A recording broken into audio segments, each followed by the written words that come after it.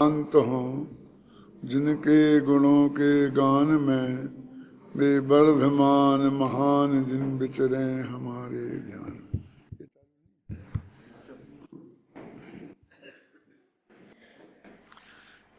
ये संवर अधिकार भेद विज्ञान के अभिनंदन का अधिकार है।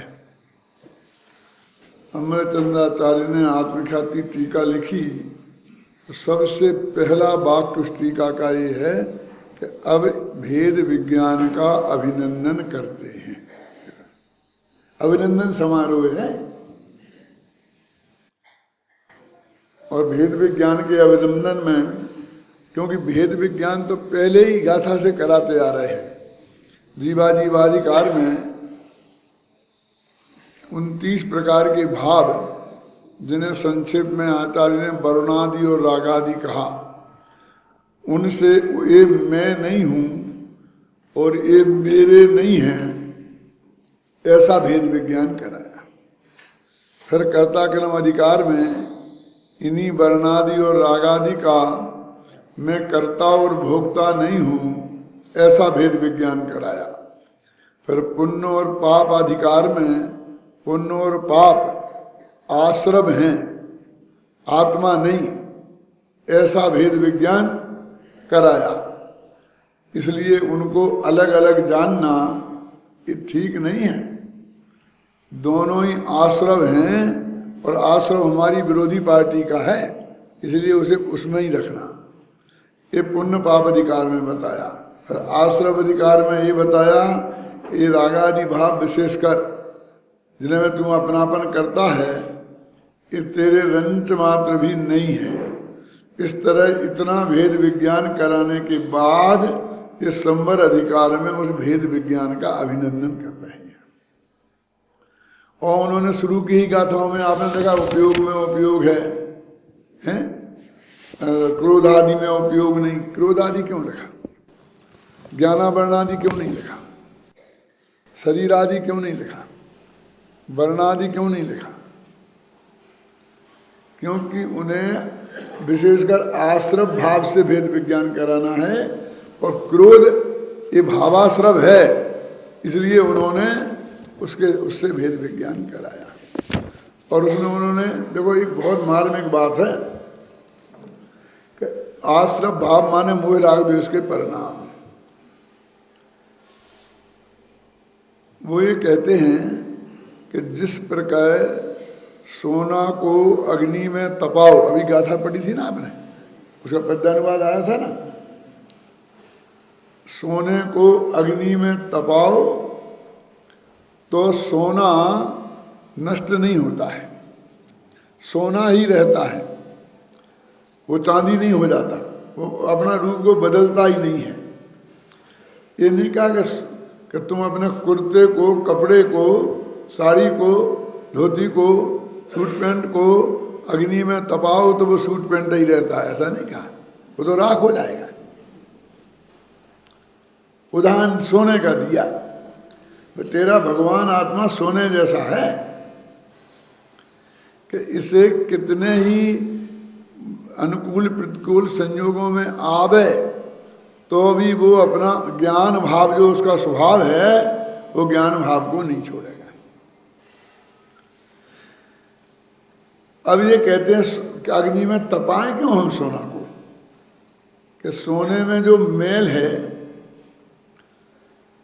वो मैल निकालना हो तो तपाना पड़ेगा।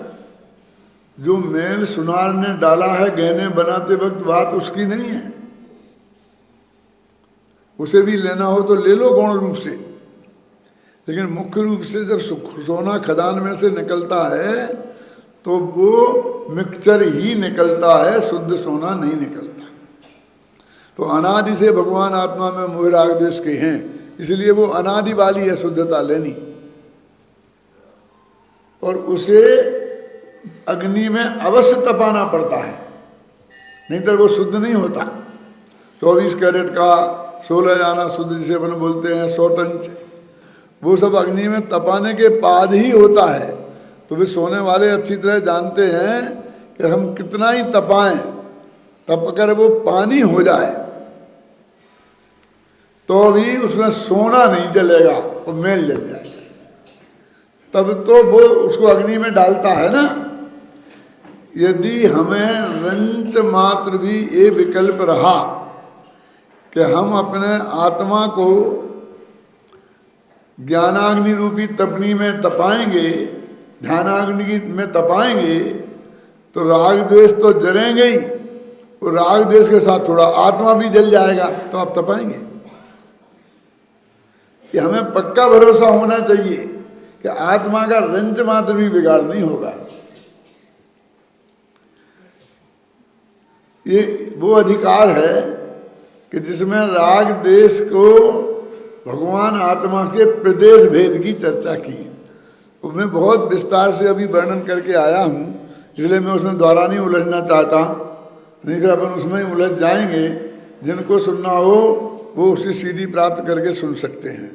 अपन आगे बढ़ गए ना अभी यहाँ, लेकिन ये क्यों ये बता रहा हूँ मैं कि हमें राग का नाश करना है, अभाव करना है। अब राग और आत्मा में यदि प्रदेश एक मान लें हम, तो जब वे प्रदेश जब तक नष्ट नहीं होंगे तब तक राग नष्ट नहीं होगा। और हम ये नहीं चाहते कि राग के साथ हमारे कुछ आत्मा के प्रदेश ही जल जाएं, असंख्य प्रदेश में से थोड़े 10-20 कम हो जाएं। क्यों? जिन प्रदेशों में राग है वे प्रदेश जल जाएं। यदि हमें ये डर हुआ तो हम किसी भी कीमत पर नहीं जलाएंगे। इसलिए उनको तुमको उनने अध्यात्म के जोर में ये कहा कि बिल्कुल समझ लो तुम्हारा एक प्रदेश भी गड़बड़ होने वाला नहीं है, और ये राग पूरी तरह निकल जाएगा। इतना जोरदार भेद विज्ञान किया, भेद विज्ञान के अभिनंदन में। और फिर कल अपन ने जो गाथा की चर्चा की थी वो कही दिया कि तुम ये मानोगे कि मैं पूरी तरह शुद्ध हूँ, क्यों? तो आत्मा शुद्धता को प्राप्त होगा, और ये मानोगे कि मैं अशुद्ध हूँ तो अशुद्धता को प्राप्त होगा। क्योंकि मान नहीं तो अशुद्धता और अशुद्धता है, इससे अलग प्राप्ति कुछ नहीं होने वाली है। अब ये कह रहे हैं केन प्रकारेण संवरो भवति, कि आश्रम भेद विज्ञान से संवर होता है, तो वो संवर कैसे होता है। कल जो बात अपन ने संक्षेप में कही थी उसको विस्तार से इन गाथाओं में आचार्य कहते हैं। गाथाएं पढ़े भाई, कोई अच्छी तरह से पढ़ना जानता हो पढ़ो भाई। विराट प्राकृत की गाथाएं ये है ना।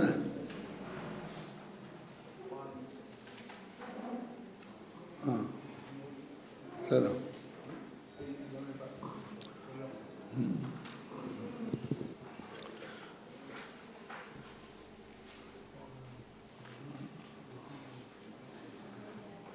क्या इतना टाइम है, क्यों उसको क्यों खोल रहा है, लेना।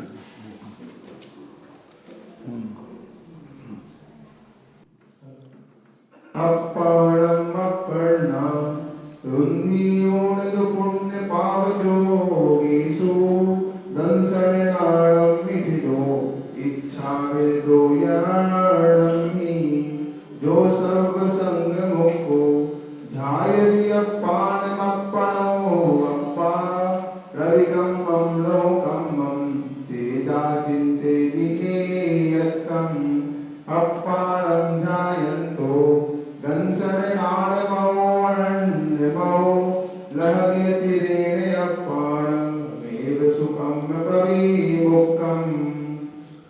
हाँ पढ़ो, गुजराती हिंदी पर जो भी पढ़ना पुण्य पाप योग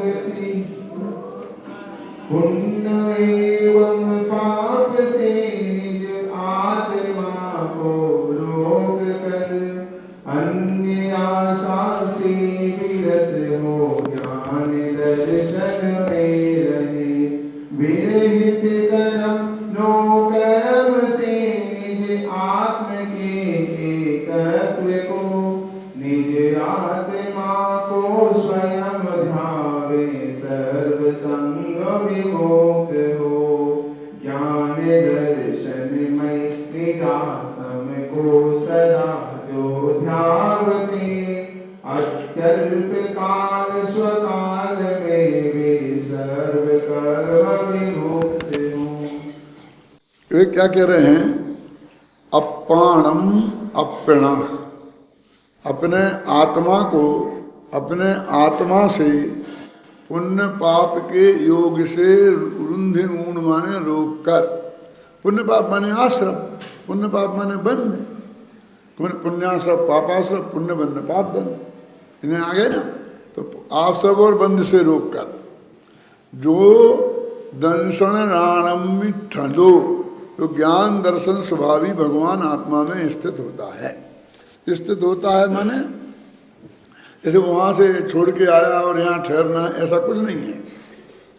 अब तक ऐसा मानता था कि पुण्य पाप रूप जो भाव हैं वो मैं हूँ, मेरे हैं, मैं उनका कर्ता भोगता हूँ। अब ऐसी मान्यता छूटकर ये भगवान आत्मा ज्ञानानंद स्वभावी है, ज्ञान दर्शन स्वभावी है, वो मैं हूँ, और ऐसा जानकर मानकर और उसी में स्थिर होना, उसका नाम है दंशन नानम दो, कि ज्ञान दर्शन में स्थित होना। वो जो काम होना है सब वो मान्यता में होना है, ज्ञान में होना है, वो वस्तु में कुछ नहीं होना है, कहीं से उठ के यहाँ नहीं आना है। ख्याल में पर पदार्थों में जिनमें आश्रम भाव मुख्य हैं, पुण्य पाप के भाव मुख्य हैं, पुण्य पाप कर्म मुख्य हैं, आज तक हमने इनमें ही अपनापन किया। और जब भी आत्मकल्याण की बात आई तो हमने सोचा पाप मत करो पुण्य करो, वो मान लो दोनों नहीं करो, तो भी हम उन पुण्य पाप में ही खेलते रहे, नेगेटिव रूप में ही नहीं। हमें मैं पुण्य पाप नहीं हो, पुण्य पाप नहीं हो क्या उसकी तरफ ध्यान ही नहीं गया। पर हमें ये छोड़ना, हमें ये छोड़ना, भैया भी ऐसे नहीं छूटेंगे। तुम अपने भगवान आत्मा में अपनापन करोगे, अपने भगवान आत्मा में अपना जानोगे और उसमें लीन होगे तो ये सारे भाव अपने आप छूट जाएंगे। ये दो, ऐसा नहीं है कि यहाँ पर घोर अंधेरा हो रात हो, तो हमें दो काम नहीं करना है कि अंधेरे को निकालना है और उजेले को लाना है, दो काम नहीं करना है। तुम तो उजेला करो तो अंधेरा अपने आप भाग जाएगा। भाषा है अंधेरे को भगाओ, अंधेरे को भगाओ, अंधेरे को भगाओ, तो तुम ये मान्यता छोड़ो कि नहीं, तुम अपने जो मैं हूँ उसे जानकर उसमें अपनापन करोगे तो पर में से अपनापन गारंटी से छूट जाएगा। देखो एक नियम है, जहाँ जिस पदार्थ में अपनापन होता है उस पदार्थ में हमारा सर्वस्व समर्पण होता है, और जिसमें अपनापन नहीं होता है उसमें हमारा, हम भले ही कुछ भी उपयोग जाए तो अभी सर्वस्व समर्पण नहीं होता है। ये बात मैं करता हूँ तो एक भाई ने अभी भी मेरे से पूछा यहाँ आते ही आते कि देह अपनी नहीं है, ये तो अपने नक्की तरह से मान लिया, राग अपना है कि नहीं है उसमें थोड़ी किसी को शंका होगी। क्यों? तो देह अपनी है तो ये तो हमने मान लिया ना, तो फिर देह में से उपयोग समेट कर आत्मा में आना चाहिए ना। कहते भैया एक काम एक एक का नहीं, एक थोक के भाव होता है, एक दुकान थोक की है। ये सब जो पर हैं अकेले अकेला देह नहीं, स्त्री पुत्र मकान जायदाद मोह राग देश के परिणाम और पर्याय गुण भेद प्रदेश भेद, ये सब को जब तू ये मैं नहीं हूं ये मानेगा तब आत्मा में जाएगा, अब तब आत्मा में अपनापन आएगा। समझाने में कितना ही भेद पड़े, पार्टी दो है, एक तो अपने आत्मा में अपनापन और एक इन सारी चीजों में अपनापन। और तू जो कहता है कि मैंने देह में अपनापन छोड़ दिया है, आत्मा में कर लिया है, ये सब जबानी जमा खर्च है। क्योंकि जैसा समर्पण तेरे देह के प्रति दिखता है वैसा समर्पण आत्मा के प्रति दिखता नहीं है। तो बेकार गया, बेकार तो नहीं गया। अभी समझे, एक जो यहाँ आने के लिए एक बात तो भाई ना, असद्भुत व्यवहार ने तो गया ना, स्त्री पुत्र मकान जायदाद मेरे नहीं है, शरीर मेरे नहीं है, तो असद्भुत व्यवहार को तो हे माना ना कि इतना काम तो हुआ, इतना काम वैसे कह ले तू, कहना है तो हम तो कहते हैं कि हम तो जब ही मानेंगे कि जब तुम आत्मा में अपनापन आ जाएगा, कुछ हुआ। हम उसको कोई अपनापन नहीं मानते। तो ये कहते हैं कि दंसन नाणम्मी छिदो इच्छा विरदो अनन्नम्मी, जो इच्छा से विरक्त होकर, इच्छा में नहीं हूं, इसका नाम इच्छा से विरक्त होकर दर्शन ज्ञान में स्थित होगा, वो आत्मा वास्तव में वो पुण्य पाप के भाव से उसने अपने को पृथक जाना, हम ऐसा जानेंगे। जब एक स्टेप हो जाएगा, कौन सा स्टेप पूरा? देखो आचार्यों का भी ऐसा कथन है, कहीं वो अकेले देह को मुद्दा बना लेते हैं, कभी अकेले पर शब्द कह देते हैं, कभी अकेला राग कह देते हैं। मानो राग कहते उसमें मिथ्यात्व तो सब आ जाता है, समझे ना। और राग में भी देह और स्त्री पुत्रादि और गुण भेद प्रदेश भेद सब आ जाते हैं। भले ही वो किसी शब्द से पकड़ें, लेकिन वो पूरा ग्रुप पकड़ना, कौन? जो अपने त्रिकाली जो भगवान आत्मा से भिन्न है। तो ये तो तरीका अच्छा नहीं है, बिल्कुल सही है, लोक में भी यही चलता है। क्यों नहीं? मैं ये कहूँ कि भैया उस लड़के को पकड़ के लाना, भैया नहाने जाना, उसको पकड़ के लाना, तो क्या करेगा जी? तो हाथ पकड़ के ले आए। कौन सा हाथ पकड़ के लाए? कोई भी हाथ पकड़े, लेकिन वो पूरे ही आएगा ना। कान पकड़ के ले आए, टांग पकड़ के घसीट लाए, पकड़ेगा तो एक अंग और पकड़ा जाएगा पूरा। समझ में आएगा नहीं है? तो ऐसे ही हमने ये एक ग्रुप है, इसको हमने शरीर कहा तो पूरा पकड़ना, राग कहा तो पूरा पकड़ना, गुणभेद कहा तो पूरा पकड़ना, पर्याय कहा तो पूरा पकड़ना। पर्याय समझ गए ना? अकेले वहां हम ऐसा करेंगे, आचार्य ने किया, मैं नहीं कहता हूं। तो तू ये समझ लेना, एक नाम लिया तो उसके साथ पूरे ग्रुप की बात है। तो उनने कहा पुण्य पाप में से रोक कर और आत्मा में ज्ञान दर्शन स्वामी जो आत्मा है उसमें तू स्थिर हो। छिदो मन स्थिर होना। यहाँ पुण्य पाप कहा नहीं, दूसरी जगह राग आदि कह देते, कहीं देह आदि कह देते, कहीं स्त्री पुत्र आदि कह देते हैं, कहीं पर पर्याय कह देते हैं, कहीं कर्म नो कर्म कह देते हैं, कहीं भाव कर्म कह देते हैं।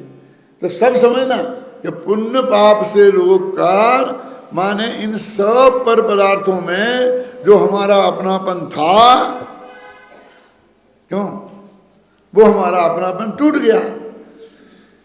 कैसा भी हम नहीं मानेंगे। क्यों नहीं मानेंगे? इसमें से निकल रहा है ना। कहाँ निकल रहा है?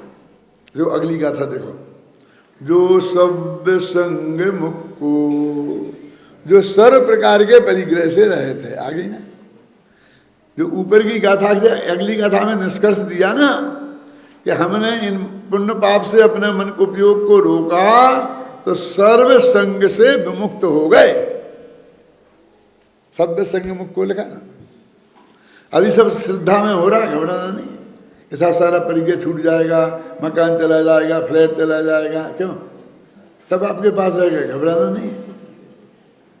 लेकिन ये कहते हैं सो सब संग मुक्को अप्पाणम अपनो अप्पा। अप्पा माने आत्मा, अप्पाणम माने आत्मा को, अपनो माने स्वयं से, ध्यायति माने ध्यान करता है। अब इसमें सब चीज आ गई ना। तो पुण्य पाप में सब चीज कैसे आ गई? बोलो। अरे पुण्य पाप में सब राग द्वेष तो आ गया ना। द्वेष पाप रूप है, राग के दो भेद है, पुण्य और पाप। तो पुण्य राग द्वेष में आ गया क्या? नहीं आ गया। अच्छा, अब इसके उदय से, पुण्य के उदय से और पाप के उदय से जो कुछ हमको अनुकूल प्रतिकूल संयोग मिले हैं वे भी आ गए कि नहीं आए? बोलो, क्या रह गया? बहिरंग और अंतरंग सब ये सारा परिग्रह आ गया कि नहीं आ गया? तो सब संग मुक्त को हो गया। बस एक और राम एक और गांव।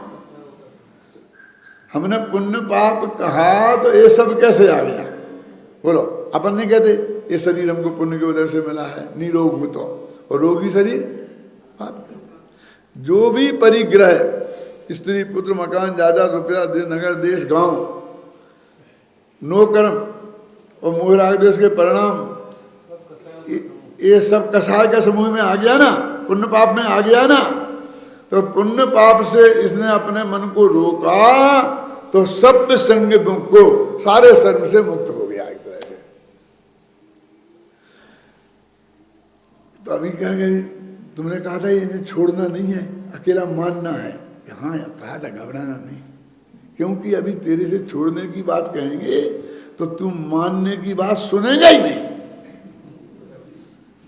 इसकी मतलब थोड़ी सुनना है आनंद भाई, समझ गए ना। इसलिए कहते घबराना नहीं, छोड़ना नहीं। चक्रवर्ती ने मान लिया था कि ये मेरा नहीं है और छूटा नहीं था, तेरा भी छूटने वाला नहीं है, घबराना, जल्दी नहीं करना है। तो जब छोड़ना नहीं है तो अकेले मानने से क्या होगा? तुझे पता नहीं है, मानना छोड़ना ये सबसे बहुत बड़ा काम है। गवर्नमेंट ने मिलों का राष्ट्रीयकरण किया, बैंकों का राष्ट्रीयकरण किया। पहले सब बैंक भी प्राइवेट थे, ये मिल होती थी कपड़ा बनाने की, ये भी प्राइवेट थी, है ना। तो क्या कहा उनसे, राजाओं से क्या कहा, तुम्हें राज्य को लिया कि देखो तुम घबराना नहीं, तुम इसी राजमहल में रहोगे, जो सुविधाएं तुम्हें आज तक भोग रहे हो वो तुम ही भोगोगे, इसका मैनेजमेंट भी तुम्हारे ही अनुकूल होगा। हम कहां से लाएंगे दूसरा मैनेजमेंट करने वाला? ये बैंक चलाने तो हैं, ये मिल चलाने तो हैं, और तुम जो जैसा खर्चा आज तक करते आओ, ठाट बाट से रहे हो, हम कोई हिसाब नहीं पूछेंगे। 10 गाड़ियां रखना हो रखना, और ऊपर से प्रिवी पर्स और देंगे तुम्हें पैसा, हम और देंगे, ये सब तुम्हारे ही पास, और ऊपर से भी देंगे। सिर्फ आज से तुम इसके मालिक नहीं हो, इतनी सी बात है। क्यों? यदि हो तुम्हें आज ही निकल के बाजार में जाके सब्जी का ठेला लगाना पड़ेगा तो मर जाते, वो एक नहीं सहन करता। क्यों? वे जान की बाजी लगा देते, वे पाकिस्तान से जाके मिल जाते। तो ये कह रहे हैं, ये आचार्य भी यही कह रहे हैं कि तुम घबराओ मत, तुम शरीर ऐसे ही रहेगा, स्त्री पुत्र ऐसे ही रहेंगे, मकान ऐसे ही रहेगा, धंधा पानी रहेंगे, तुम्हारे शेयर तुम्हारे पास रहेंगे, उन्हें चलाना भी तुमको ही है, खरीदना बेचना भी तुमको ही है। क्यों? ये सारे खर्चे वो कंपनी के होंगे, कंपनी के मिल के, जो भी समझ लो आप, जिसका राष्ट्रीयकरण हो रहा है, और तुम्हें सारी सुविधाएं मिलेंगी और इससे ऊपर तुम्हें तनख्वाह और मिलेगी। ये तो बहुत बढ़िया सुविधा है। क्यों? घाटे का हमें कोई, घाटा होगा तो तुम्हें कुछ नहीं भोगना पड़ेगा, गवर्नमेंट भोगेगी, और तुम्हें तो निश्चित तनख्वाह और मिलेगी। तुम्हें बोलो इससे बढ़िया क्या होगा, लेकिन हमको दिखता है इससे बढ़िया क्या होगा, उसकी तो जान निकलती है कि सब गया।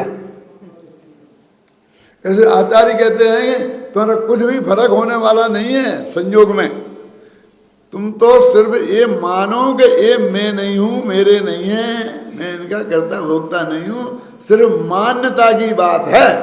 इतना जानो और इतना मानो। कितना मनोवैज्ञानिक तरीका है आचार्यों का, वो वस्तु स्वरूप के अनुकूल है, ऐसे वस्तु स्वरूप के विरुद्ध नहीं है,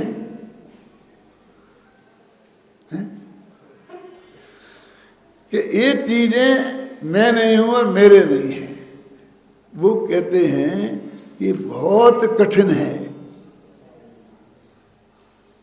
सरदार वल्लभ भाई पटेल ने हैदराबाद के निजाम की छाती पे बंदूक रख करके ये काम करा पाया था। ऐसा नहीं है इतनी आसानी से हो जाए। समझ में आया ना? अरे मानना फिर रहा क्या? आचार्य भी यही कहते हैं, ये तेरे पास रहेंगे, तू ये मान ले, फिर मान लेगा तो फिर तो कुछ आगे काम हमारा बहुत सरल हो गया। क्यों? 10-20 वर्ष लगेंगे, इस बुढ़े को सब ऐसा करने देंगे अगली पीढ़ी में आके हम थोड़े अधिकार और सीमित कर देंगे, पृथ्वी कम कर देंगे। आगे बढ़ते बढ़ते क्यों धीरे धीरे सब हो जाएगा कि नहीं प्रक्रिया, वो 1-2 पीढ़ी में सब बिल्कुल गवर्नमेंट का हो जाएगा और फिर बस वो नौकर बन के रह जाएंगे। क्यों? ऐसे ही एक बार तूने सब पदार्थों से अपनापन तोड़कर अपने त्रिकाली ध्रुव भगवान आत्मा में अपनापन किया तो ये सारा अंदर में तेरा आ जाएगा।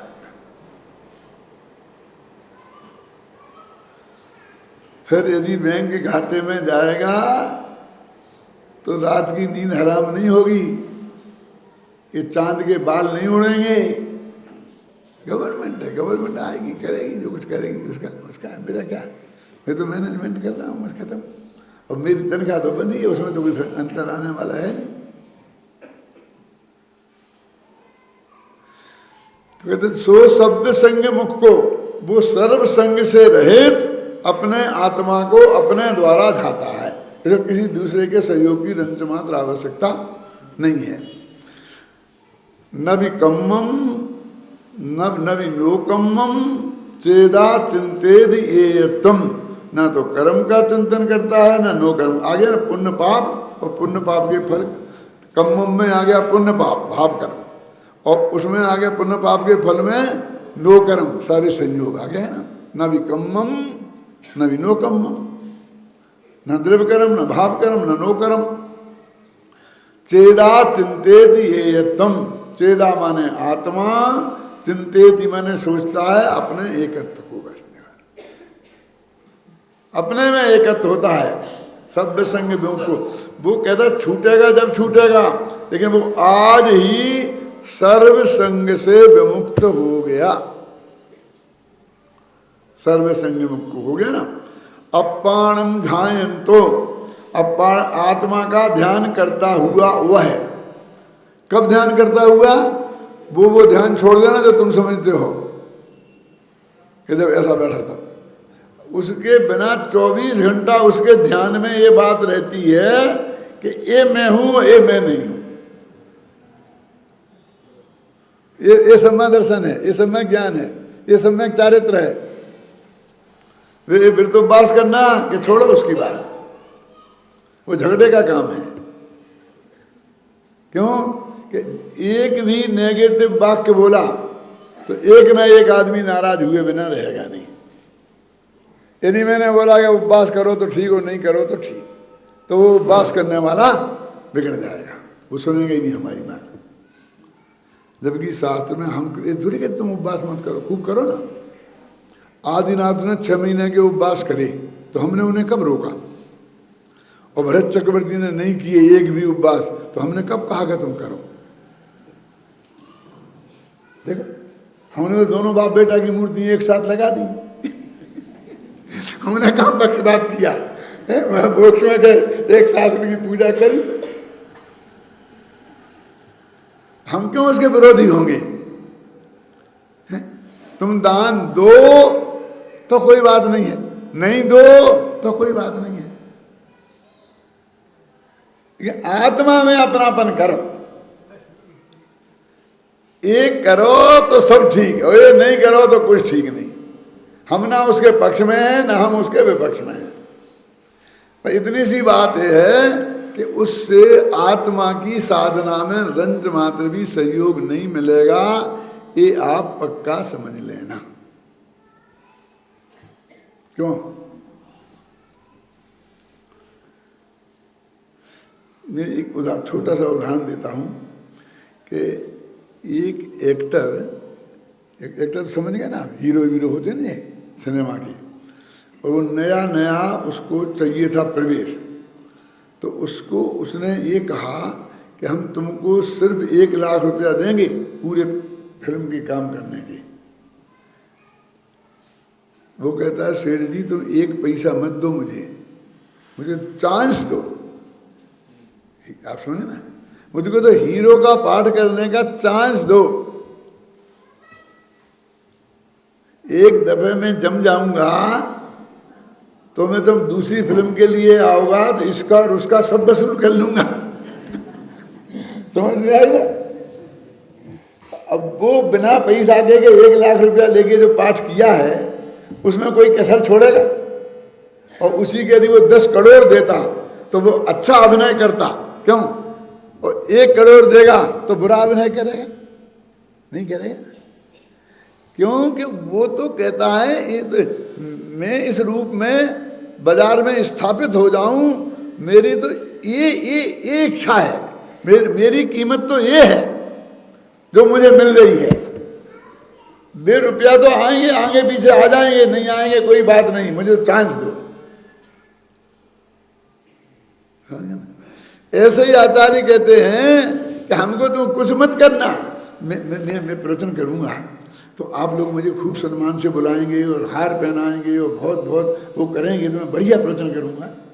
और यदि मेरे को कुछ नहीं और वो उपेक्षा करेंगे और फिर भी लोग तो मैं बुरा प्रवचन करूंगा, क्यों? इस प्रवचन में कोई फर्क पड़ेगा? मैं पूछता हूँ।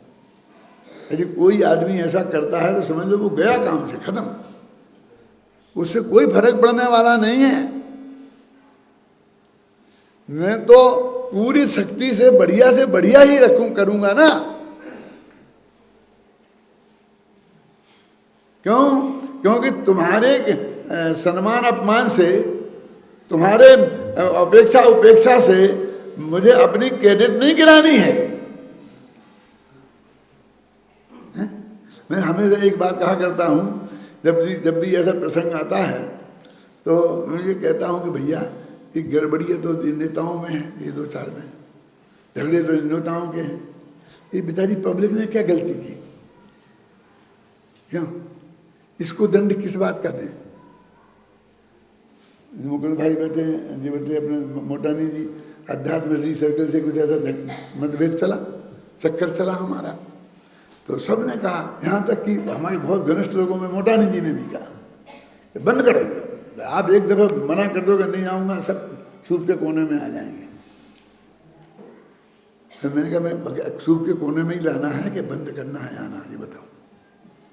ये सूप के कोने में नहीं आए तो फिर आना कि नहीं आना? आनंद भाई कहेंगे भटकेंगे, बंद नहीं आएंगे तो नहीं आएंगे, सब बिगड़ जाएगा। मैंने कहा गड़बड़ तो इसमें है, हम सारी जनता को जो दिगंबर श्वेतांबर सब मिलके एक साथ सुनते हैं, इनको दंड देने का अधिकार हमें क्या है?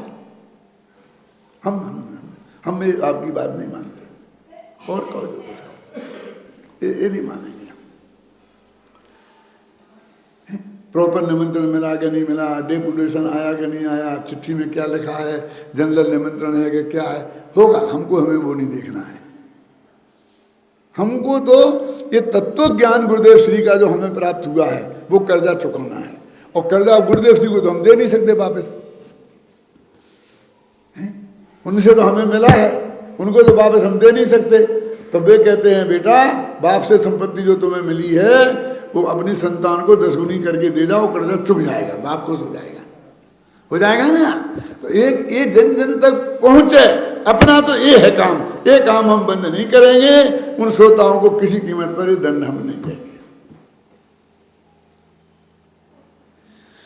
तो वो कहते तुम क्यों अपाणम, आत्मा को आत्मा से, आत्मा के द्वारा आत्मा का ध्यान करो तो ये सब तुम्हारा काम खत्म हो जाएगा। अपाणम ध्यायन्तो, आत्मा का ध्यान करते हुए दर्शन राणमयो अनन्यमयो, ज्ञान दर्शनमय और उससे अनन्य जो भगवान आत्मा है, लहदि अचरेण, बहुत शीघ्र ही ये आत्मा सर्व कर्मों से भी विमुक्त हो जाएगा। एकदम मान तो तू कि ये मैं नहीं हूं, ये उसकी नींव डल गई काय बात की कि सर्व कर्म से मैं विमुक्त हूं, कि हो जाएगा, चिंता मत कर। ये इतनी बात स्वीकार, श्रद्धा के लेवल पर घुस जाने दे, एक दफा श्रद्धा के लेवल घुस गए, सारा परिग्रह बने रहे, कोई दिक्कत नहीं। क्या 6 खंड की विभूति रहने दो। साधनों पर्यंत जो इंद्र पद है ना, उसमें जो भी परिग्रह होता है वो 33 सागर तक उसमें से 1 पाई कम नहीं कर सकता, ना छोड़ सकता और ना ज्यादा मिलती है, वो बिल्कुल नक्की है और उतना ही होता है। होता कि नहीं होता? तो वो कहता है रहने दो, हमें क्या फर्क पड़ता है, कोई फर्क नहीं पड़ता है। हमारा काम तो हो रहा है कौन सा, कि हमने आत्मा में अपनापन स्थापित कर लिया, वो हमारी श्रद्धा कायम है, ये बाकी की सब चीज अपने आप चली जाएगी, उसमें कुछ नहीं करना है। अब तुम बाहर के संयोग में दिन में 3 दफे शुद्ध भोजन कर तो भी चलेगा, और 6 दिन तक नहीं कर तो भी चलेगा, ये 15 दिन तक नहीं करूँ तो चलेगा कि नहीं चलेगा? क्यों? फिर ये जो तेरी आत्मा की बात है उसमें शिथिलता तो नहीं आएगी, फिर स्वाध्याय में शिथिलता तो नहीं आएगी, नहीं आएगी तो चलेगा, यदि आएगी तो नहीं चलेगा। समझ गए आप? वो हम बाहर की बात ही नहीं करते, हम तो ये बात मान ले बाहर में जैसा होगा वैसा चलेगा। अब मैं नेगेटिव बात करता हूँ कि ये नहीं चलेगा, कि दान देंगे नहीं चलेगा, हमें कुछ नहीं मिलेगा महत्व। क्यों नहीं मिलेगा? मिलेगा महत्व, दुनिया में मिलेगा, आत्मा में प्राप्ति में रंच मात्र भी सहयोग उससे नहीं मिलेगा। इतनी बात करें हम तो, दुनिया में तो जो होता है सो होता है। क्या है दुनिया में, क्या मिलेगा? ईजस भव पर भव, सुख माने विषय भाव, भोग सामग्री का सुख देखे, ये मिलेगा। उपवास करेगा तो क्या मिलेगा? बोलो भाई साहब, कि वजन कम हो जाएगा, जो डॉक्टर लोग कहते हैं ना, तेरा आधा कम हो जाएगा। क्यों? आजकल सबको वजन कम करना है, पहले जमाने में सबको बढ़ाना पड़ता था वजन, अब आज के शरीर को कम करना है, हो जाएगा। बोला मेरा तो हो गया, क्योंकि आत्मा के नजदीक आ जाएगा तो नहीं आएगा उससे। तो नहीं करूंगा तो मत कर, ये करूंगा तो कर, हमें क्या फर्क होने वाला है। लेकिन वो उसमें आत्मा का सहयोग रंच मात्र नहीं होगा, आत्म प्राप्ति में सहयोग नहीं होगा। इसका अर्थ है कि उसे धर्म की क्रिया मत समझ, बस इतनी सी बात है। हम तो इतनी सी बात सुधार करते हैं, हम कोई करने को छोड़ने को कुछ कहते नहीं। देखो गाथाओं का अर्थ हो गया ना कि यदि ऐसा करेगा तो सर्वसम से विमुक्त हो जाएगा। देखो अमरचंद की टीका पढ़ लेते, बहुत इतनी बढ़िया बात है संदर्भ में कि वो क्या कहते हैं कि असली मोक्ष मार्ग ये है। बाकी ये चीजें जो शास्त्रों में लिखी है ना, ये मोक्ष मार्ग में कब घुस गई, इसे व्यवहार से भी जनमानी में क्यों धर्म लिख दिया? तो इसलिए लिख दिया कि यदि तुम ऐसे भी जीव हुए हैं, भरत चक्रवर्ती और भरत चक्रवर्ती के कई बेटे ऐसे हुए हैं कि एक अंतर मुहूर्त में सम्यक दर्शन प्राप्त किया, दूसरे उसी वक्त दूसरे अंतर मुहूर्त में केवल ज्ञान प्राप्त, सबक श्रेणी और आरोहण करी, तीसरे में समझ लो केवल ज्ञान किया, और फिर चौथे में मोक्ष चले गए। ये 4-5 अंतर मुहूर्तों में मोक्ष चले गए। वे 4-5 को मिला के कहो तो एक ही अंतर मुहूर्त होता है, इतना ही होता है। ऐसे भी जीव हो गए, उन्होंने कहाँ उपवास किया, कहाँ व्रत किया, कहाँ दान दिया, कहाँ तीर्थ यात्रा की, गए ना, तकलीफ तो नहीं खड़ी हुई ना। तो अब जो घुस कैसे गए? ऐसे जो जीव थे कि जिनने सम्यक दर्शन तो प्राप्त कर लिया अभी, और चारित्र माने 5वां गुणस्थान होगा अरबों वर्ष बाद, ऐसे है शास्त्र में, हो सकता है। ये जो हमारे गुरुदेव के विरोधी जितने हैं ना सारे देश में लोग, पंडित विद्वान, वो यही कहते हैं कि भैया यदि सम्यक दर्शन है, तुम्हारे गुरुदेव को था कि तुम्हें है, तो फिर चारित्र क्यों नहीं लेते? अब लेते ना। तो मैं ये कहता हूँ उनसे, एक ही जवाब देता हूँ, भैया हमारा गला दबाते हो, ऋषभ देव से कुछ नहीं की। अपने बड़े दादा है ना, वो सीतामढ़ी तो उन्हें बड़े दादा कहते हैं ना, बड़ी दादा वाली बड़े दादा, वो बड़े दादा से क्यों कहते हो? छोटे दादा को क्यों परेशान करते हो? क्यों? क्योंकि उन्हें सम्यक दर्शन, छायक सम्यक दर्शन सर्वार सिद्धि में जाने के पहले हो गया था। समझ में आई ना? फिर उन्होंने 33 सागर तक वहां संयम धारण नहीं किया। कितने होते बस कि साहब वो तो वहां का तो नियम है कि वो स्वर्ग में होता नहीं है। नियम क्यों? पराधीनता की बात डाली तुमने, फिर चलो मान लो, फिर यहाँ आ गए, 8 वर्ष की उम्र हो गई, अब तो हो सकता था ना। तो यहाँ पर 83 लाख पूर्व तक उनने दीक्षा क्यों नहीं दी? क्यों? समझ नहीं आया? हमें परेशान करते। इतने काल तक ऐसा हो सकता है कि नहीं हो, समझ गए ना आप? फिर 83 लाख पूरब की उम्र में, कुल उम्र कितनी थी? 84 लाख। तो मिलाकर कितना हुआ? मतलब 1 वर्ष का 1 लाख पूरब मानो तो 84 वर्ष की आयु थी। वो 83 वर्ष की उम्र में जवान रहे होंगे कि बुढ़े? और वे नीलांजना का नृत्य देखते थे। वो एक दिन का काम नहीं था, रोजीना का धंधा था ये। और सोधन बिंदु सहायक संबंधित थी, वो व्यवस्था करता था।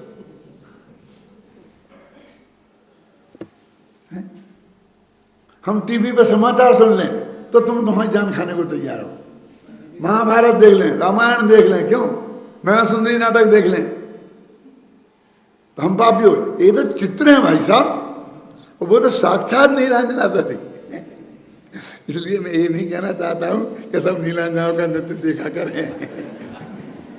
मैं तो ये कहना चाहता हूं कि ये ऐसा नियम नहीं है भाई साहब कि श्रद्धा सुधर जाए तो एक क्षण में भी जीवन सुधर जाए और लाखों वर्ष तक न सुधरे। समझ गए ना? तो उस बीच में क्या करेगा? तो बीच में आने वाले वे सब आचरण हैं। मानो अभी तक थोड़ा सा आचरण समझाने के लिए थोड़ा उदाहरण को बदलता हूं कि पंचगुण स्नान हो जाए। क्यों?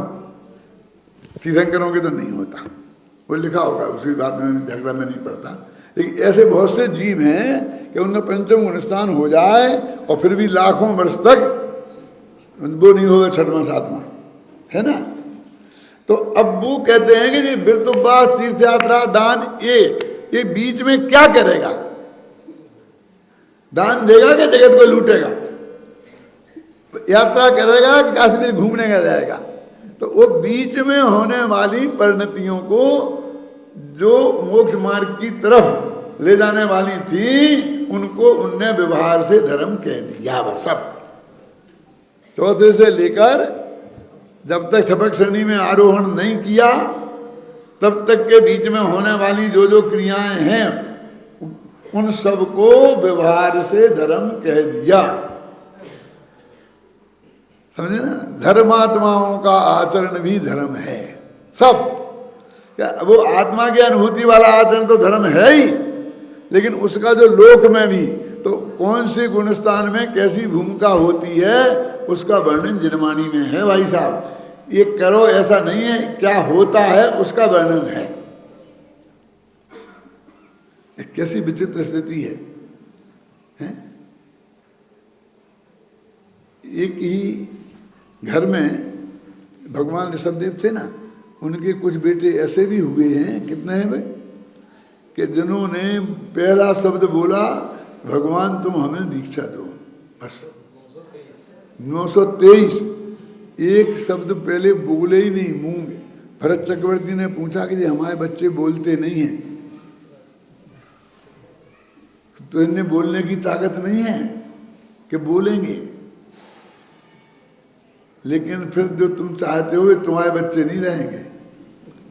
इनके हमने देख लिया सब अच्छे हैं, कुछ गड़बड़ नहीं है बोलने की, तो फिर क्यों नहीं बोलते? ये कहते हैं जगत में है कौन जिससे बोले हैं, कोई बोलने लायक नहीं, क्या बोले इस जगत के मोही जीवों को?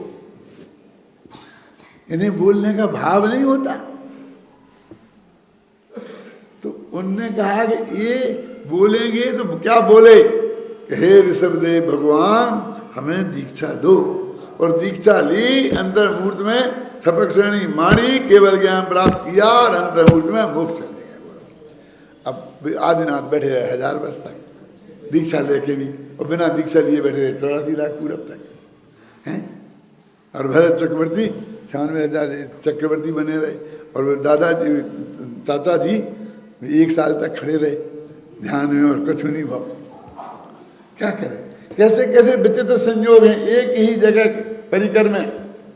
अब आप हर एक को एक की कसौटी पे दूसरे को कसो, क्यों नहीं? हमने तो वीतराग भाव से ऋषभदेव, बाहुबली, भरत और ऋषभसेन चारों की मूर्तियां मंदिरों में लगाई और नमस्कार करके पूजा पाठ हम उनका करते हैं। हमने उनमें कोई भेद नहीं डाला। इनने एक उपवास नहीं किया, इनकी छुट्टी करो। भरत चक्रवर्ती को नहीं माने, क्यों है? इनने भाइयों के साथ ऐसा किया था, इनकी छुट्टी करो, कुछ नहीं। ऋषभदेव ने क्या किया था, ऋषभसेन ने क्या किया था। मैंने एक आप कुछ भी कहो नाम की कहानी की किताब लिखी, तो उसमें लिखा कहानी का नाम है अभागा भरत, भाग्यवान भरत नहीं। तो मैंने क्या वर्णन किया कि जब भरत चक्रवर्ती रात के 12 बजे भगवान ऋषभदेव के दर्शन करने गए। कौन जाएगा रात के 12 बजे? खूब भक्ति होगी जिसके अंदर, जिसे दिन में फुर्सत नहीं मिलती वो जाएगा। क्यों? कौन जाए? विचार करो आप। कहाँ है बिल्कुल? रात के 12 बजे जाएगा तो मोटा नहीं जाएंगे कि बिल्कुल जाएगा? ये दिन में फुर्सत नहीं मिलेगी वो जाएगा। इतना काम के दिन में फुर्सत ही नहीं मिली, तो रात के 12 बजे पहुंचे। तो भगवान की दिव्य ध्वनि खिलने लगी। क्या हुआ? भगवान की दिव्य ध्वनि रात में खिलती नहीं है, लेकिन खिलने लगी। गजब हो गया, गजब हो गया। हम तो समझते थे ये वीतराग है। कौन रिजल्ट थे? यहाँ तो यहाँ भी बेटा से रात के गुपचुप बातें करने लग गए, और हमसे समझाते हैं तो मौन लेके बैठे रहते हैं, बोलते ही नहीं है। क्यों? होती ना वैसी शिकायत। चक्रवर्ती आया तो बोलने लग गए। सारी दुनिया में कुछ लोग कहते हैं भरत चक्रवर्ती महाभाग्यवान है कि उसको भगवान भी रात में उससे बोले, उसे समझाया। उसकी माँ भी कहने लगी, बेटा तेरे जैसा भाग्यवान हमने जगत में नहीं देखा, तेरा कितना यश हो रहा है लोक में। मिनिस्टर लोग कहने लग गए कि तुम्हारा बहुत यश हो रहा है, हैं? तो वो बोले कि भैया ये क्यों, ये अपयश की बात में यश कैसे हो रहा? तो कहते यशस कीर्ति कर्म का उदय हो तो सब कुछ होता है। राजनीति सब जगह से रस ग्रहण करती है, मैंने ऐसा वाक्य एक लिखा। कुछ नहीं करो। माँ बोली बेटा ऐसा भाग्यवान, उसने कहा माँ तुम मेरे से और चाहे जो कुछ कर, लेकिन भाग्यवान नहीं कह सकती। क्यों? मैं तेरे से पूछता हूँ, तेरा वो बेटा भाग्यवान है, भरत चक्रवर्ती का सग्गा छोटा भाई, क्या नाम? ऋषभसेन। वो भगवान का पहला गंधर्व। भगवान की दिव्य ध्वनि खिली तो पहले व्याख्यान में वो मौजूद था, 1 सेकंड ने नहीं छोड़ी। अब मुझे अंत का पता नहीं, अंत तक भी रहे हो तो कह सकता हूं। क्यों? वो भाग्यवान है कि तेरा भरत, कि जिसे दिन में भगवान का प्रवचन सुनने के लिए फुर्सत नहीं मिलती। कौन भाग्यवान है बता? भाग्यवान कौन है? ये रात को 12 बजे जाना ये कोई ज्यादा भक्ति की निशानी नहीं है, दिन में फुर्सत नहीं मिलती इसकी निशानी है।